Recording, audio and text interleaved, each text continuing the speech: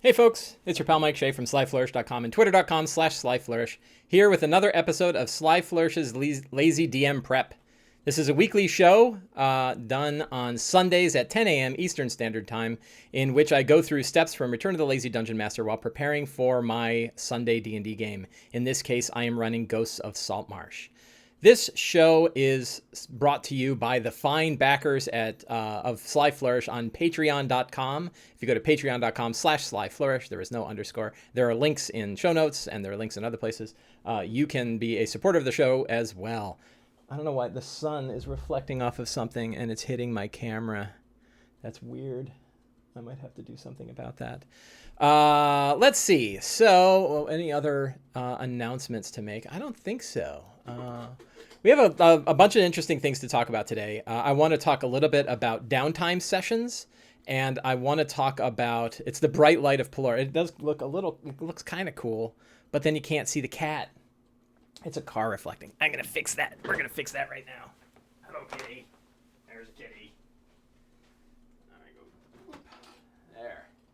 Is that better? Did that work? Yeah, that worked. All right, all set. There. Oh, good. Now we can. You can't really see the cat anyway because the cat's black and it's a black background. But, you know, yeah, you'll have to figure it out. Hi, DM Sam. How are you? How are you this morning? Gondolar is here. Hello, Gondolar. Some of what I'm going to talk about is relevant to the email you sent me about Children of the Red Rose, I think, because when we set up situations, interesting things happen.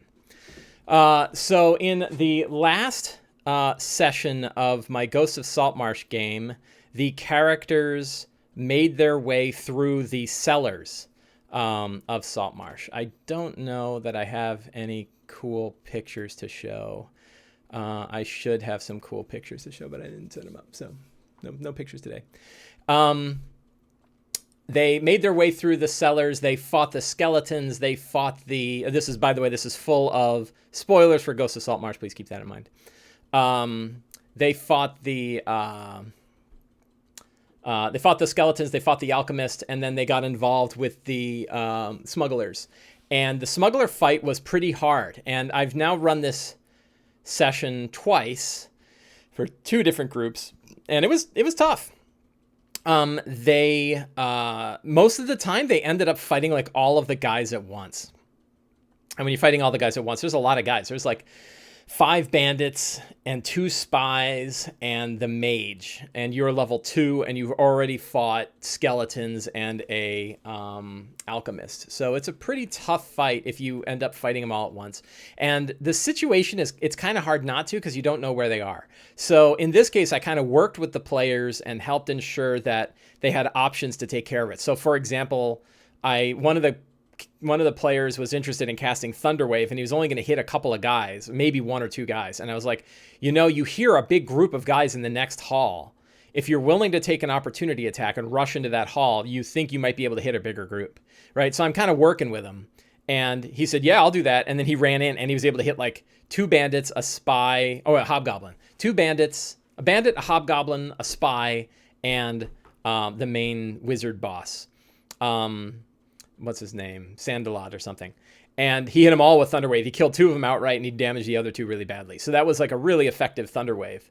And he maximized it too. Like he has the ability that he's a storm cleric, so he can maximize his Thunderwave, which is pretty great because it's like, I guess it's 16 points. It's 2d8. Is that right in Thunderwave? That sounds about right for first level spell.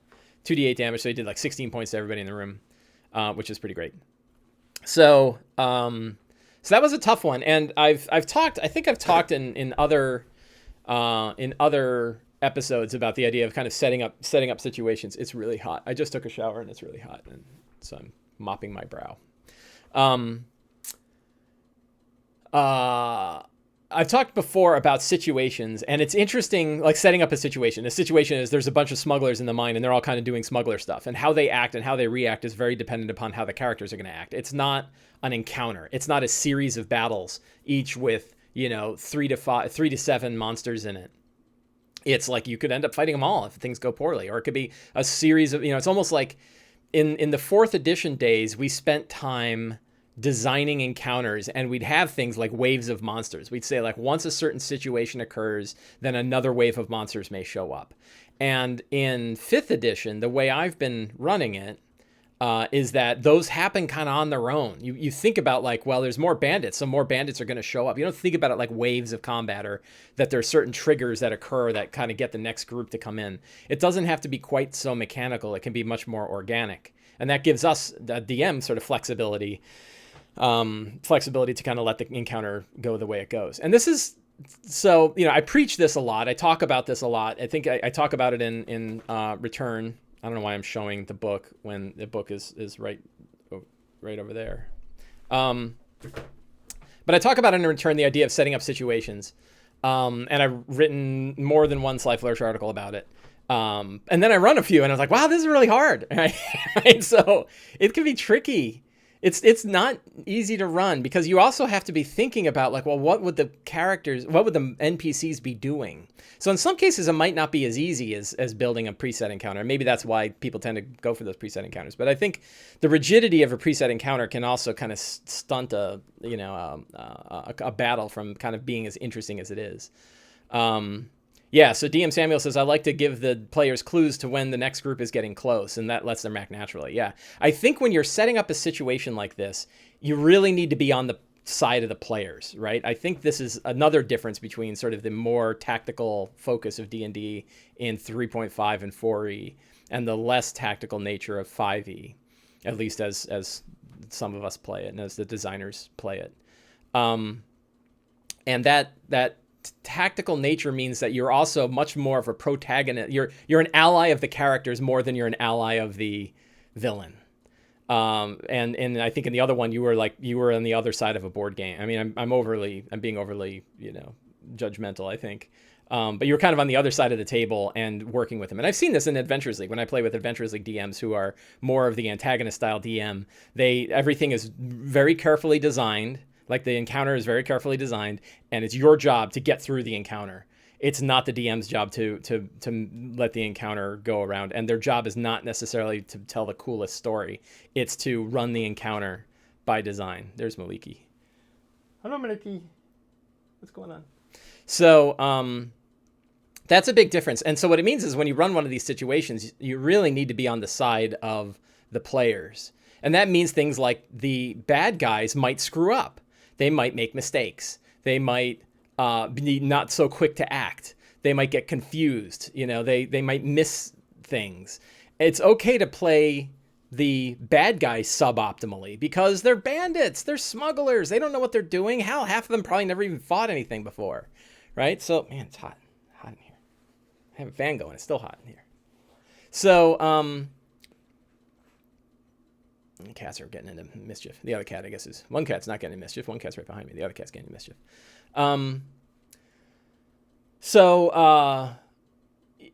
When you have a situation, especially when there's sort of an overwhelming force going against the characters, it's in the interest of the DM to kind of work with the players to help them navigate that situation. And that means that the bad guys don't always act as ideally as they could, given their position and mechanics. Like, it's obviously smarter if they all band together and attacked at once, but they don't communicate particularly well, so they attack in groups.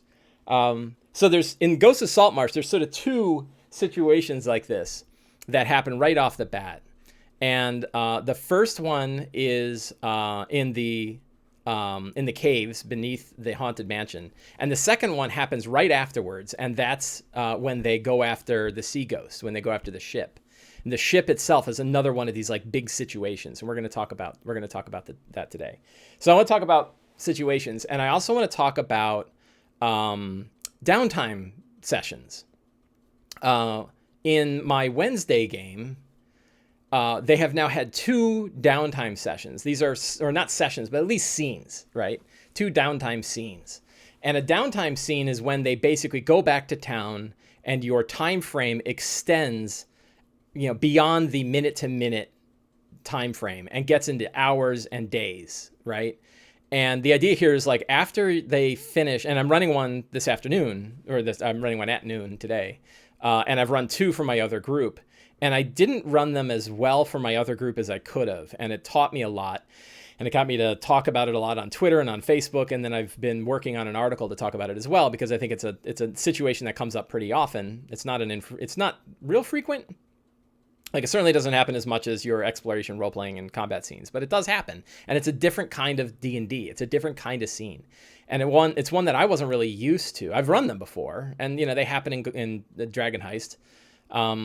But there's something about the way that they're focused in Saltmarsh that I thought was interesting. I've also had another sort of juxtaposition, which is when I was running my Shadow of the Demon Lord game, we had a downtime scene at the beginning of every session.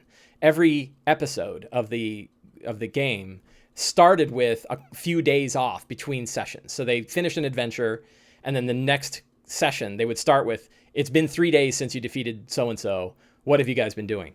And those went really well. Like, the players enjoyed them. I enjoyed them. We learned a lot. It steered the direction of the story a lot. The characters were a lot more developed because of those. So it was really interesting to see that. And then I ran them in Saltmarsh, and I'm like, oh, they should be like the same thing. And they weren't. They were different. And I got a lot of like wide-eyed looks about what they should be doing. And the wide-eyed, and I think, so I have a big reason, which is they didn't know it was coming. And this is something that came up a lot in the conversations on Twitter and on Facebook, which is, you really want to let the players know that they're going to have a downtime scene so that they have some time ahead of time. They can prepare for it. Even if they don't prepare, even if they don't spend time thinking about what they're going to do during that scene, they know it's coming. And then when it happens, they're not surprised. And then they're more able to improvise themselves. It puts a lot of improvisation requirement on the player to say what they're going to do during a downtime session. And we're going to talk about that. We got a lot of stuff to talk about today. So there are two of the more interesting types of D&D scenes that can come up, all kind of come up together. And that's big dynamic situations that the characters get involved in, and downtime scenes, which are not typical. This is very different than going through a dungeon and fighting room by room, or, kind of exploring a location. So my session today, after they had they went through, they killed the smugglers. They found weapons. They found out that the weapons have the markings of King Scotty on them, that they're weapons of the kingdom. I forget what the name of the kingdom, Kyoland, the kingdom of Kyoland, and that it puts a real interesting thing in there. And now they are heading back to Saltmarsh. So I hadn't warned them. And then this morning I kind of like woke up like, oh, and I woke up and I got to send them an email and tell them that we're going to have a downtime. Like, I wrote a whole article yesterday about how you need to talk to your players about the fact that they're going to have a downtime session or downtime scene. And then I didn't do it with the group.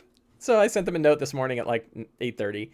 And I said, hey, just letting you guys know, you're going to be returning to Saltmarsh during this session, and you're going to have a few days in Saltmarsh. Think about what your characters might do, and review Chapter 8 of the Player's Handbook on downtime, between adventures.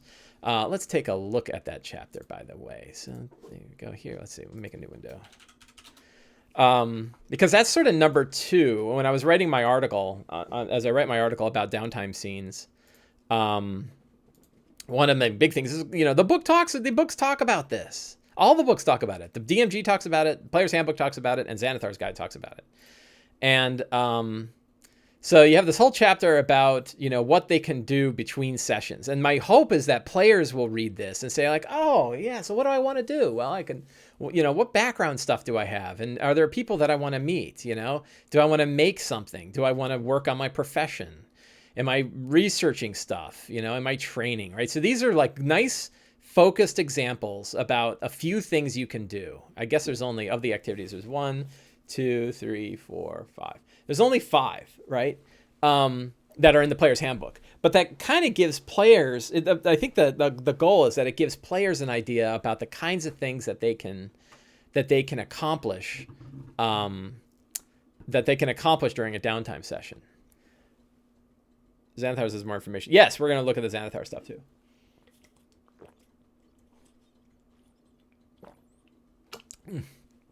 Doing a show is thirsty work. Sources, source books, Dungeon Master's Guide. So we'll look at all 3. Between Adventures, right, is another chapter in the Dungeon Master's Guide. I don't know about like the recurring expenses is good. So then we have more downtime activities, right? And it talks about how, hey, in chapter 8 of the Player's Handbook describes certain ones, but we have some here too. Building a stronghold, carousing, crafting a magic item, gaining renown, performing sacred rites, running a business, selling magic items, sowing rumors, training to gain levels. I'm not going to do, and then there's the whole thing. So let's take a look at this. Crafting your own downtime activities. Your players might be interested in pursuing downtime that aren't covered. If you're visiting, remember the following: activities should never negate the desire to go on adventures. You go on adventures with your friends. That's what D&D is. Activities that have a monetary cost aside provide opportunities for characters to spend hard-won money. So spend money. Activities that reveal new adventure hooks are good. Reveal hooks. For an activity you expect a character to repeat with various degrees of success, consider creating a random outcome table. If character belongs to a class or has proficiency and background that make him or well suited to a particular activity, grant a bonus to ability checks made by the character. Yeah. Okay. So, I don't know. Those aren't bad. But let's take a look at Xanathar's too. Sources, source books, Xanathar's. And they have a whole Downtime Revisited. Chapter 2. You have a whole chapter on this. So,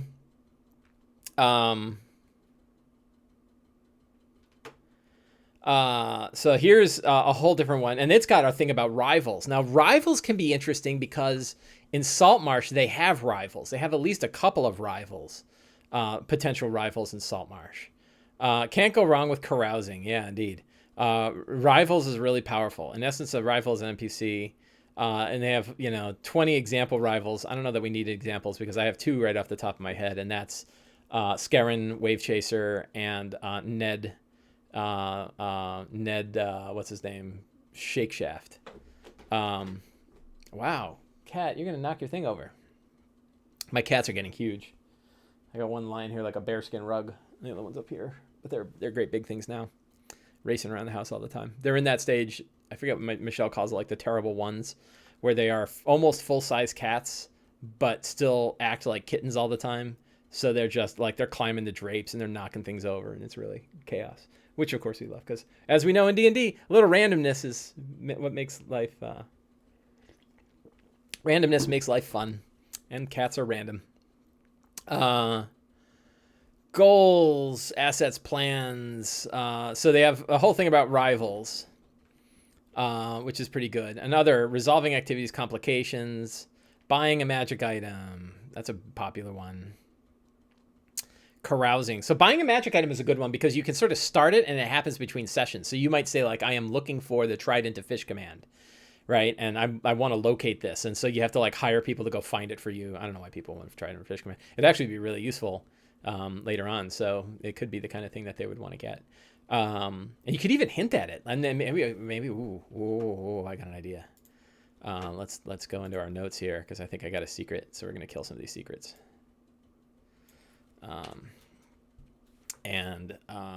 Skylar, no, Bleth.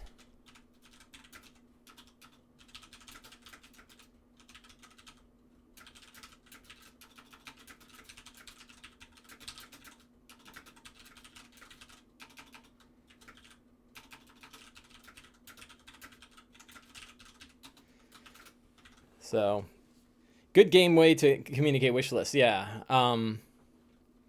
The buying a magic item could dovetail nicely into the Abbey adventure.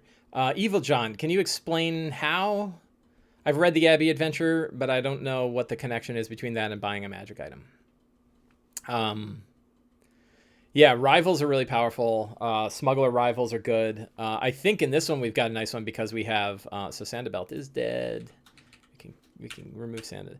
Ned Shakeshaft and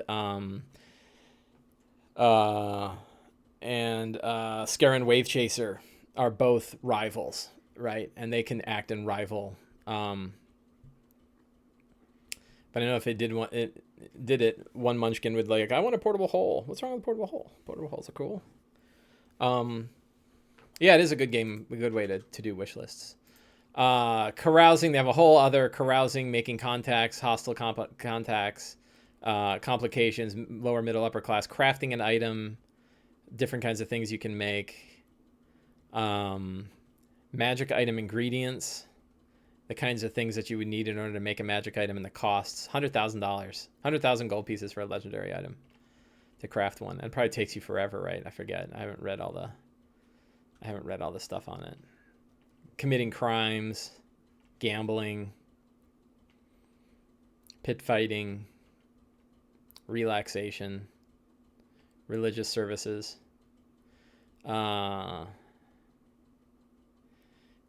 favors.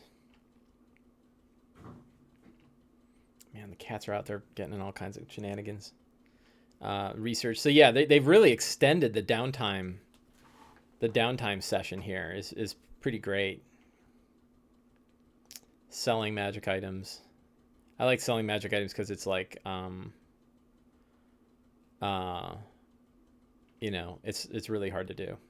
Yeah, so a neat chapter. Probably a chapter really worth spending some time in.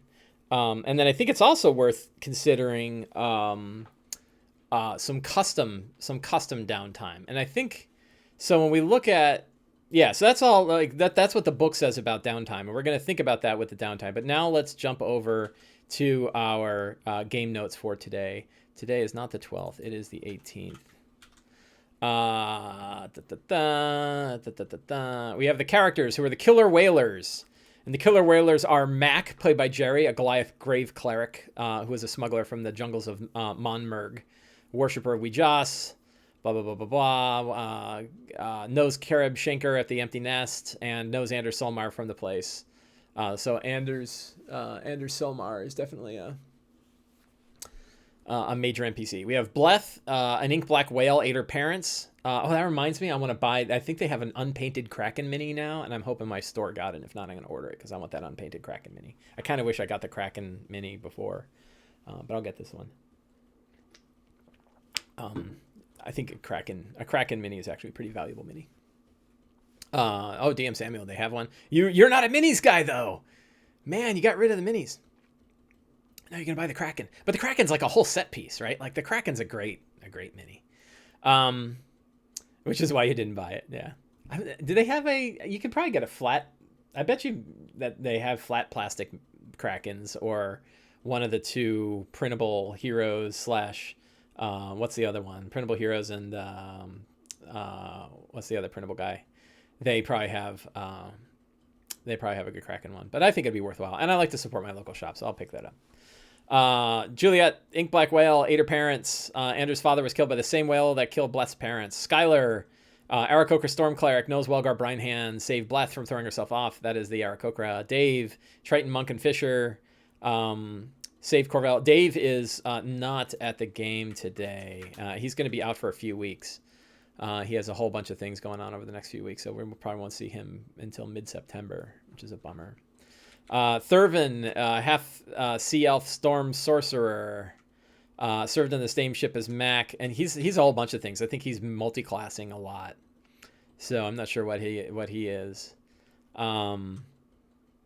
Saved Mac's life after the culprit. Corvell is a human fighter. Fisher knocked in the head during a bad fishing expedition, was saved by Dave and healed by Welgar. He is also not in the game today. So unfortunately, so today we have Mac, Bleth, Skylar, and Thurvin are the main, and then James's character who came in last week, but James was only there for that one session, so we would probably set him aside and make life easier on ourselves. All right, so the strong start. In this case, they are making their way back to the hello kitty. They're making their way back to Saltmarsh. So what could they see out in the sea that would be cool?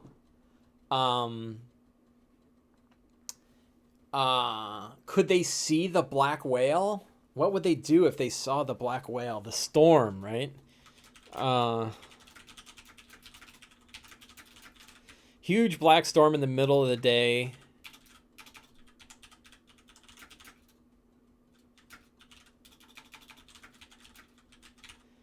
The black whale needs a name.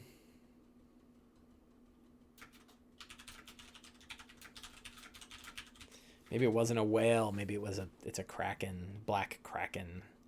and it's got a crazy swirly eye. Inkblot. I don't know. I'd probably leave it to the players to name.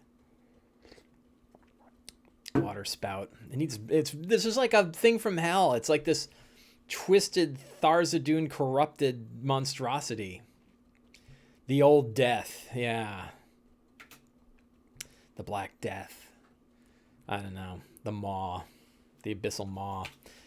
So I think they're going to see it today, and that'll be fun. The Black Hunger. I'm going to take some of these names. Like, it has been known as these, right? Over the millennia, it has been given many names. So I think they will see it. I don't know what that will mean for Bleth. Trench, yeah, the Trench Maw. Sailor's Bane.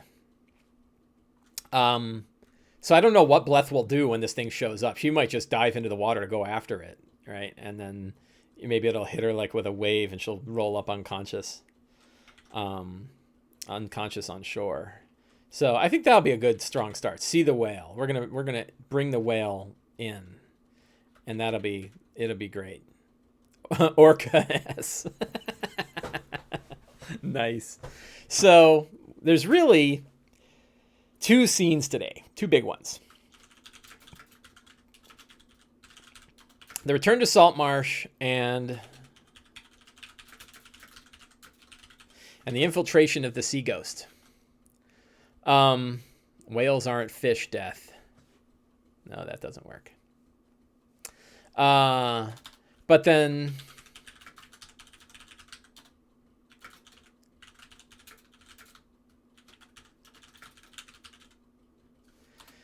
so we saw the Downtime Activities. We saw the Downtime Activities in the books, but let's take a look at, let's see, Saltmarsh itself, and Keladrek, right? Keladek. So we have a new NPC, because we never have enough NPCs. There's actually 2, right? Because there's also the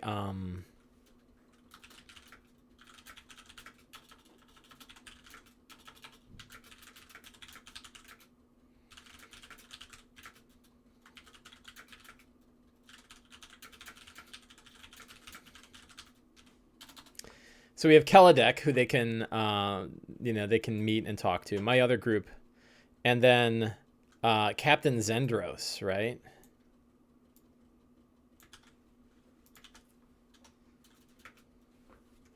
She is the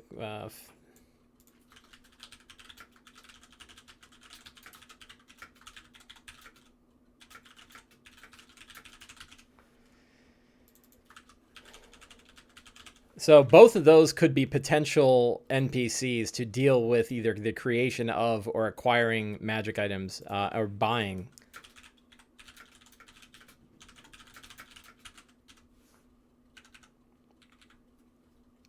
Both of them are probably willing to buy relics of this, relics of the sea.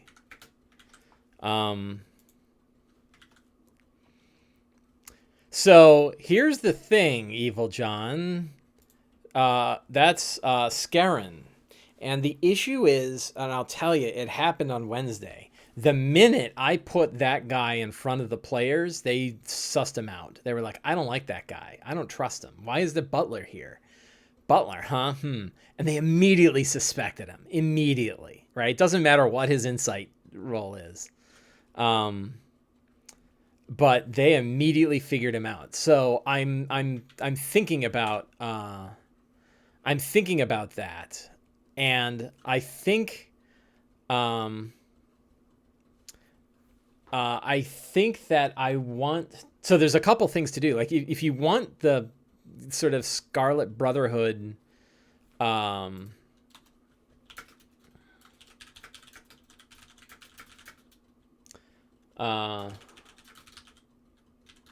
up rumors at the empty net. I'm just thinking of other Downtime Activities. Yeah, the Scarlet Brotherhood is a really good through line for the campaign. It's the thing that I want to drop in there. But if you expose it too quickly, you can really hurt things. And so, hunting for Ned can be another one. They get word that Ned is in town, and Ned is in town.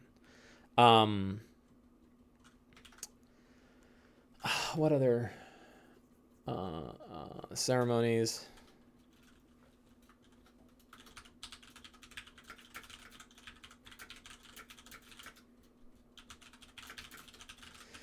So they can conduct ceremonies at the Druids Grove or the Temple of Procan. I guess what else? Are there specific things they want to research?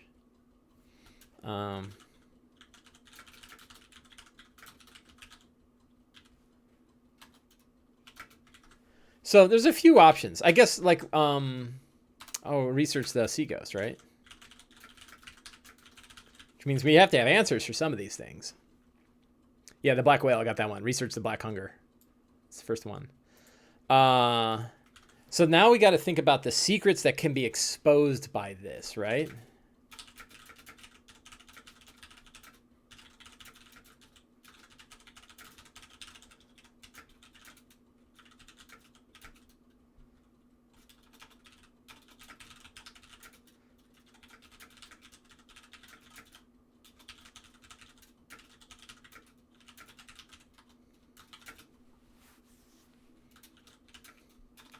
So I was playing the game Assassin's Creed Odyssey the past month or so.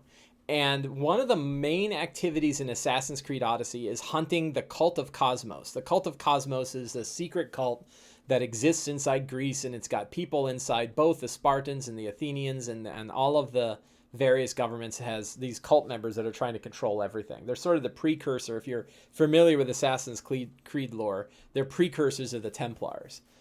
They're sort of the secret. They're like the Illuminati. They're like the secret organization that exists. Evil John says, "Can you throw these prep notes into your Patreon page? I'd like to read over them but pull apart a little." Yeah, I have to find the best way to do that. I used to put them in the show notes on YouTube, but they've recently gotten too big. Because the show notes only lets you have a character. It's a pretty limited character limit of like 3,500 characters. And I think they reduced it. So now I used to be able to put my show notes in there and I can't anymore. I'll try to find a good place to put them. I can at least, I don't know. I'll come up with something. I'll figure it out. I don't know if I want to send it to Patreon because I don't want to fill everyone's email inbox with this stuff. I want to, the problem with the Patreon one is when you put it up there, it emails everybody. So I'll find another, I'll find another place to do it. Maybe I'll create a directory on my website and I'll just put all the show notes in there and people can go and dig in. I might do something like that. That wouldn't be so bad. Sly Wiki. They're all text files. So I should be able to just throw them in a directory and let the directory open and you can go into the directory and see all the text files. I think that should work. And I think that's fine. Secret society called the Cult of Cosmos. So one of the things that they do is while you're hunting cultists, you pick up cultist clues, and you need like 5 or 6 clues before you can identify a cultist. And each clue has like one piece of information, like this cultist is a woman, this cultist comes from nobility, this cultist, fights in the arena, and you kind of learn, and then this cultist is in Greece or is in Athens, and you sort of pick up all of these things. So like, if you like, what are all of the traits that if they're going to hunt down, there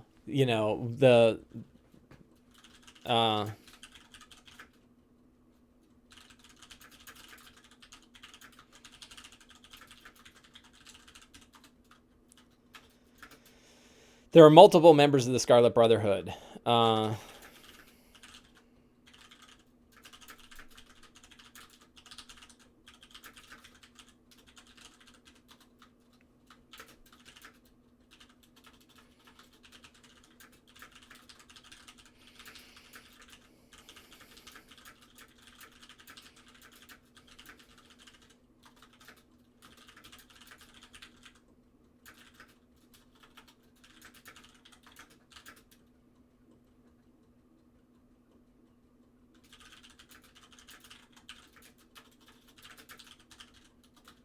think they learned that one. I think they already know that one.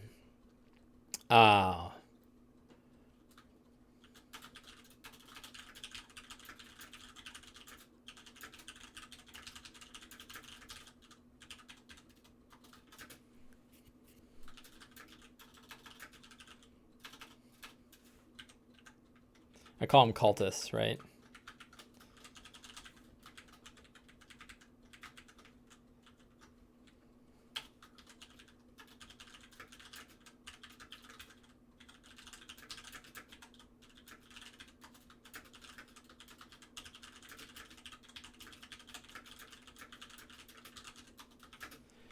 Lots of secrets about the Brotherhood. So now, okay, so we've got a bunch of like little clues that they can pick up about the Brotherhood.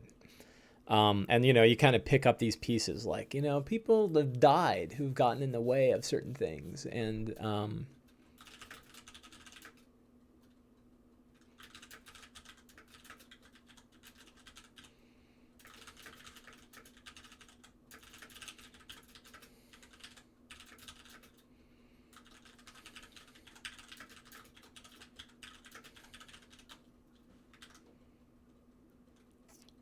banning the word cultist from this campaign. I like cultists so much. They're my favorite villain.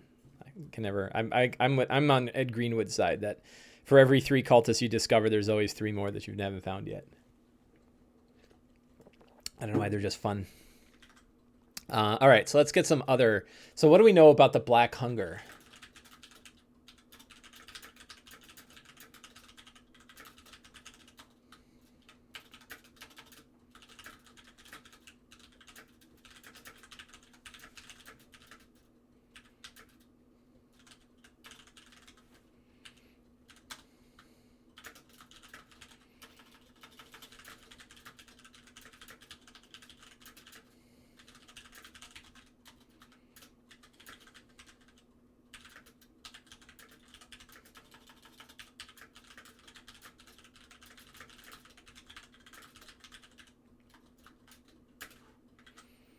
Random death is a red herring. That's a good idea.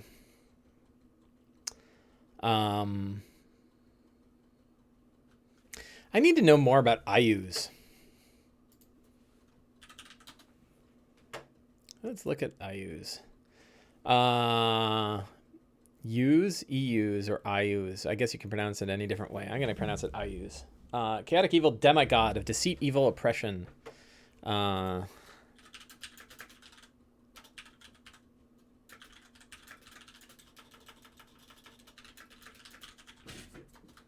What are you doing, kitty?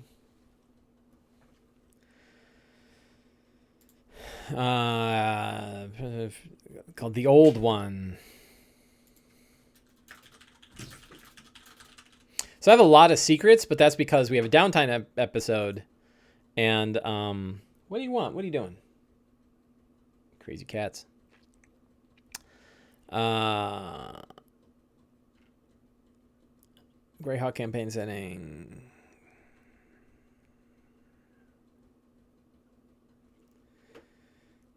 He's a Cambion.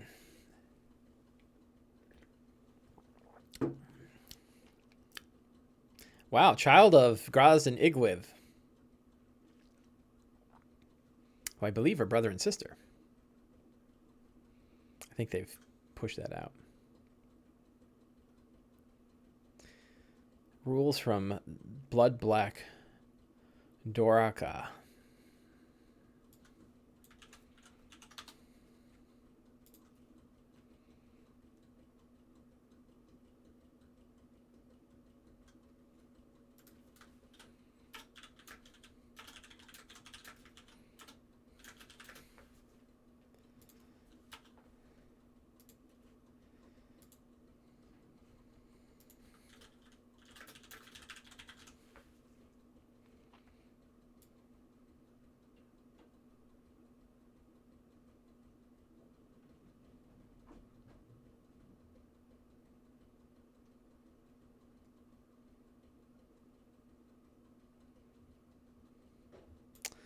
Let's go back to this.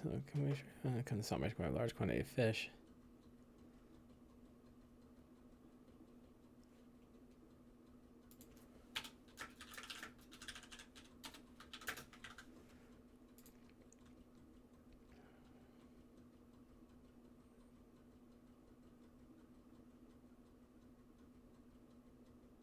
reading up about IUs.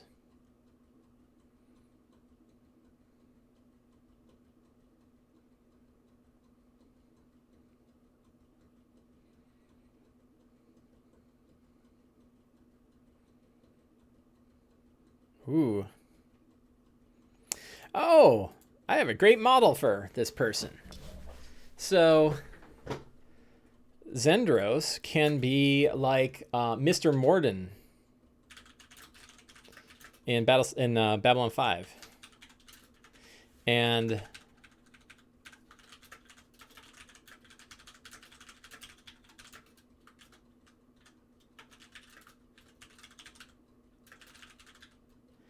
she always casts 3 shadows.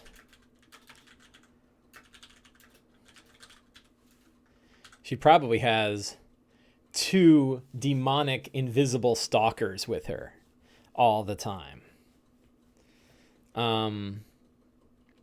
What if a clever smuggling group might use a major illusion of the Black Hunger to keep its smuggling routes clear? That'd be interesting. Of course, that's going in sideways in a really bad way. And the question is the Black Hunger real? Oh, no. The Black Hunger has to be real. Maybe somebody faked it, but there is a real one.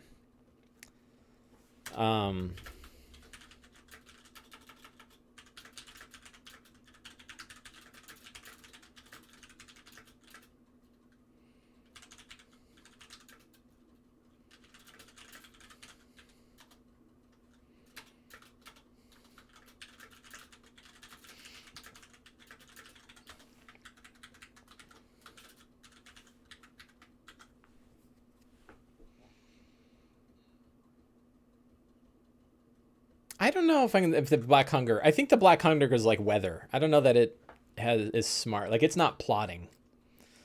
I think it's just, if it's smart in this strange, like otherworldly way. Man, look at all those secrets. I have like 20 secrets today. But that's not bad for a. Okay, I need some. Let's see. So we've got Black Hunger.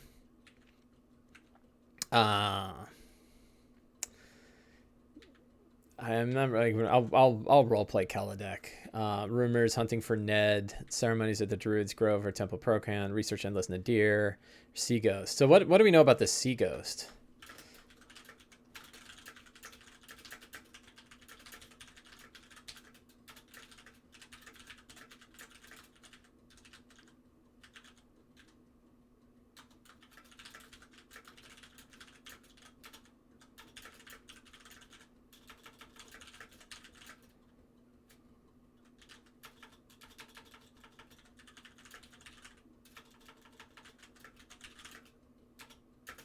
So there's a Sea Prince. Adventures. Goes to Saltmarsh. Tamarot, right?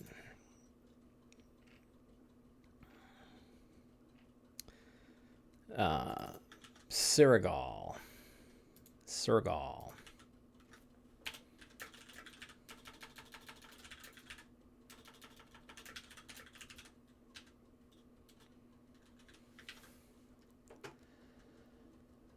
For the Sea Ghost, you have to decide if you want the PCs to capture it now. I would like them to capture it. My other group captured the Sea Ghost. I have a really nice Sea Ghost map. I want them to get it. But they might have to struggle for it a little bit. And we'll get into that. I don't know when, because what the hell.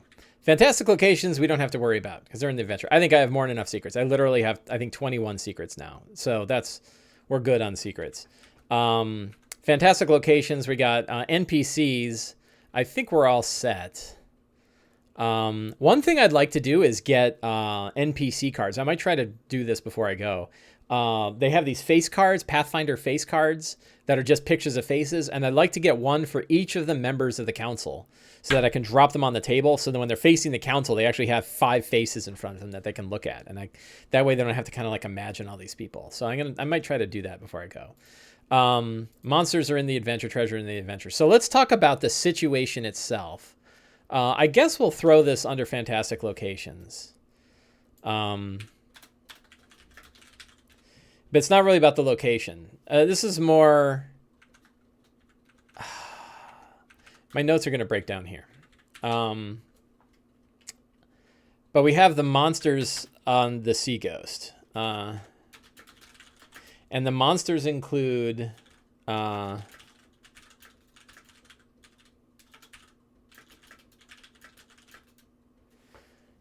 we go down and look at the Sea Ghost, Sea Ghost, there's a nice list of who's on the boat.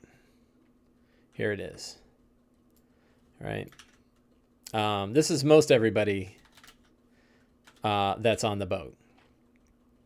But there's also grubs down in the basement. So this is where we think about our situation, right? And we think about what's going on. And the reality is, so I think when I ran this, it was a little bit of a mess. And Gondolar, this gets into, I think, the conversation. So here's the ship. I have a really nice map of the ship that came with the Saltmarsh Silver Edition. So I'm bringing that with me. And the idea is, like, you basically put your crew around wherever they would be at any given time, right? So where they go, that's where the crew is. And the characters, the players decide how they're going to get the ship. But you want to make sure that the quest is clear, right? So their goal, I guess we'll stick this up. The infiltration... if you give them an open situation, you want to make the goal clear. And the goal is...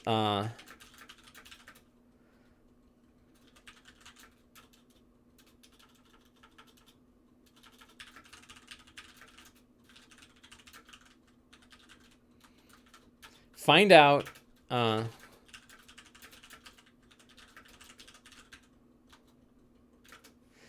find out who is receiving the smuggled weapons. Find out where the weapons are going.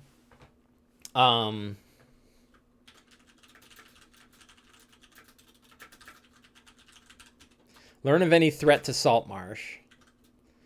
Find out where the weapons came from.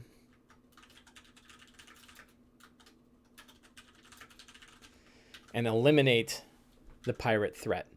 You don't have to complete all of these goals, right? But I think if you're on the side of the council and the characters come back, this is where you have to put your minds in, and this is where you put your minds in the characters. So you are on the council, right? There's 5 council members, there's 2 loyalists, there's 2 traditionalists, and there's Anders Solmar in the middle.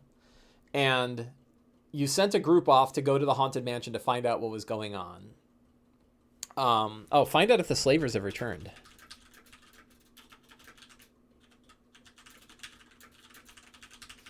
That's a big one.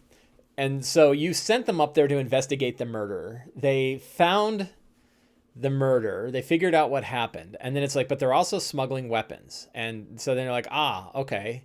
So we want to find out to whom and what threat they pose. Those are the big ones. Who are receiving the weapons? Where do they go? And what threat do they pose to Saltmarsh? Those are the main goals. And then there's like sub goals, right? Bonus objectives, right? And the bonus objectives are find out where they came from, the weapons, who's smuggling them in. The loyalists want to know this. Eliminate the pirate threat and find out if the princes have returned. That's probably... I guess those are good on its own. So the goals should be important and refined. How they get them, how they get this information is up to them. But they know that, like, okay, if our goal is to sneak on board the ship and get this stuff, maybe we just teleport in, or maybe we just become a mouse and, break in and figure out what's going on. Like those are options. So the goal, this is something that I wish I had done better when I ran the Sea Ghost before, which is define what they're going to do. Now, one of the tricks with situations, and Gondolar, if you're still on, this gets to the email, is that we like to think that our group is going to act like a really tight special forces team where everybody knows their role and there's one goal and one mission and one approach. But the reality is, almost every time that I've run them, is it's more like 3-year-old soccer. And a lot of players and a lot of characters have their ideas, and they sort of go with their idea. Even, they talk about them a lot. but they don't necessarily coordinate how they're going to do it. So they don't pick up everything, and then so that means like half of your group sneaks on one way, half the group sneaks on the other. They split the party a lot. One group's one group's approach negates the other group's approach. They get in each other's way. So that those things kind of happen, and they happen anyway. And I don't think there's a real good way to not have them happen. Sometimes they happen really well, but sometimes they don't. And I think you want to make sure that it's just as chaotic on the other side too. They're not like the captain is really smart. The first mate is really brutal. The bosun just does whatever the bosun does. If we think about all these people, and then the smugglers are just smugglers, right? The deck wizard is loyal to the captain. Why is the captain not on here? Whoops. Oh, Snake Eyes, right.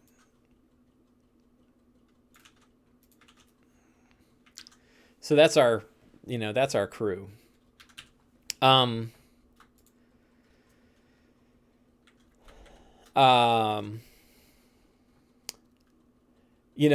you think like the captain's smart, and as long as she's around, she can. I'm also making.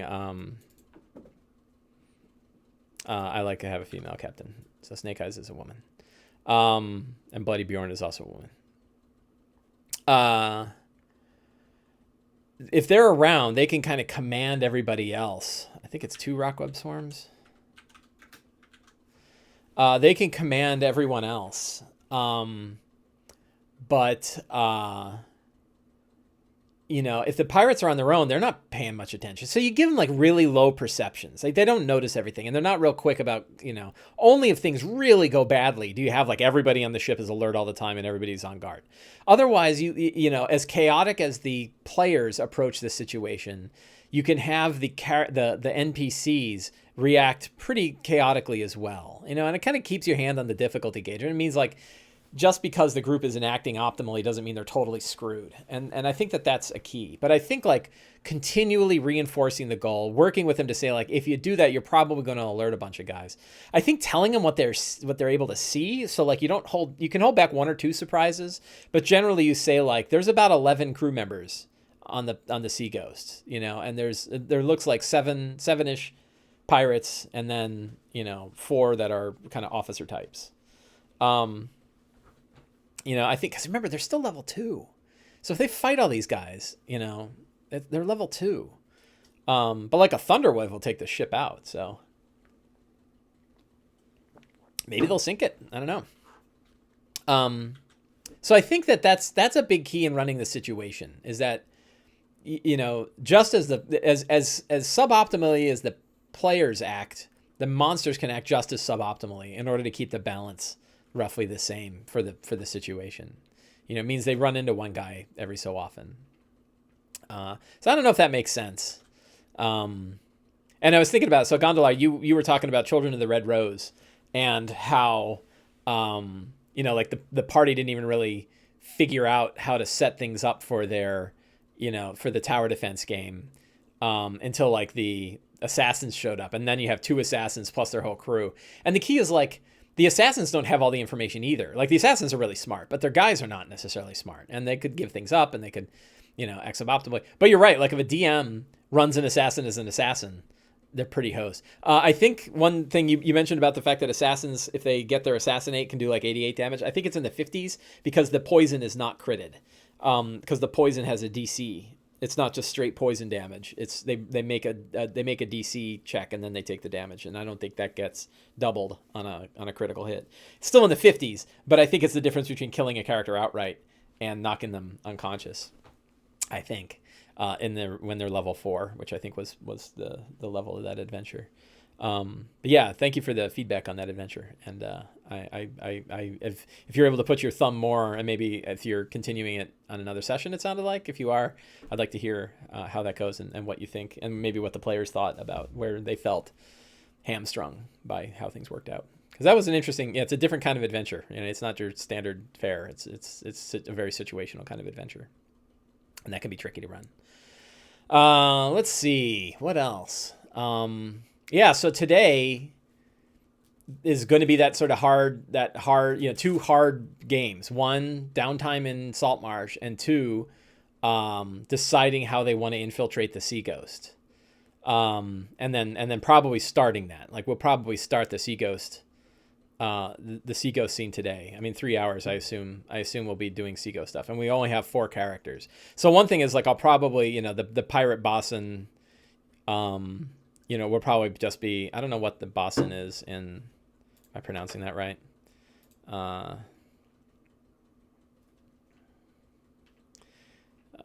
Pirate. Yeah, so that's a pretty tough. I guess they're thugs. Does that look like a thug? That looks like a thug. CR1 half-ish. I think that's thug level. I'd probably lower these hit points. Captain's really tough too. CR2, right? A bunch of guys. Deck Wizard's a CR1. Tough. So, taking on the Sea Ghost, no easy feat. Wow, Mr. Dory is a CR of 10. Boatswain. Bosun.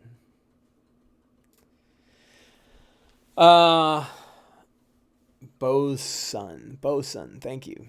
Bosun. What other tricks for running situations?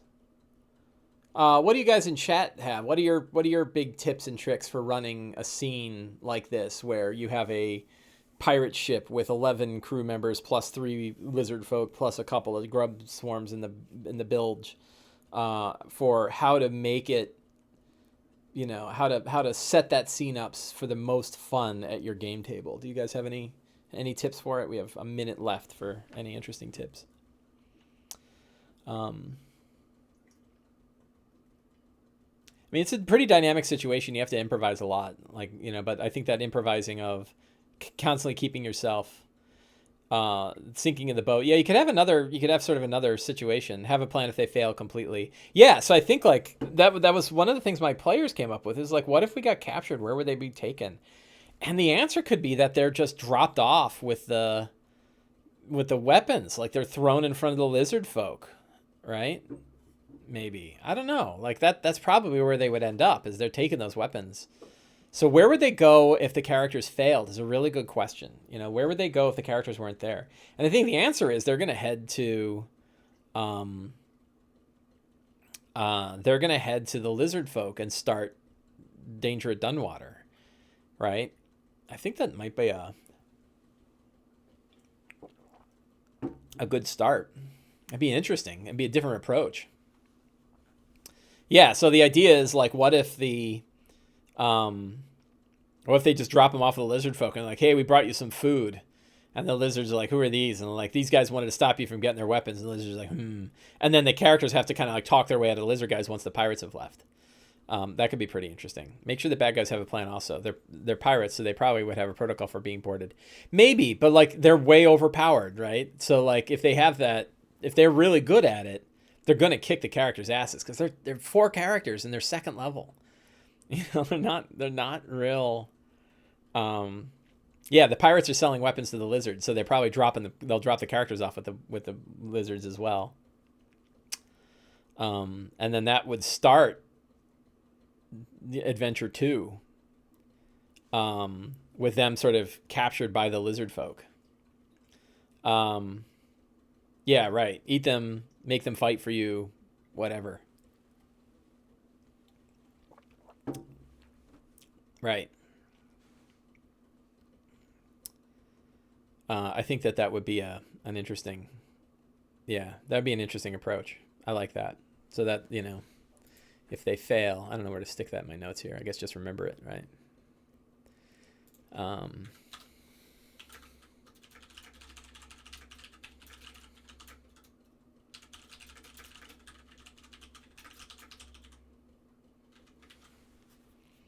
And the pirates think the lizard folk are meaner than they are, and the lizard folk really aren't that bad. So that could be pretty interesting. Yeah, so that, like, yeah, do the pirate, I don't know, like, remember, these aren't, I mean, they're pirates. They're not they're not like a military sailing group. I think they're probably just a bunch of doofs. Like, other than the captain, who's pretty smart. I bet you the pirates are dumb as a bag of nails, bag of hammers. So they probably, you know, I don't know that they would have a great plan. I think they're probably half drunk half the time anyway. So I don't know. I don't. The situation's hard enough that I would probably not play them too smart, because they would just they'd be so much more likely to win.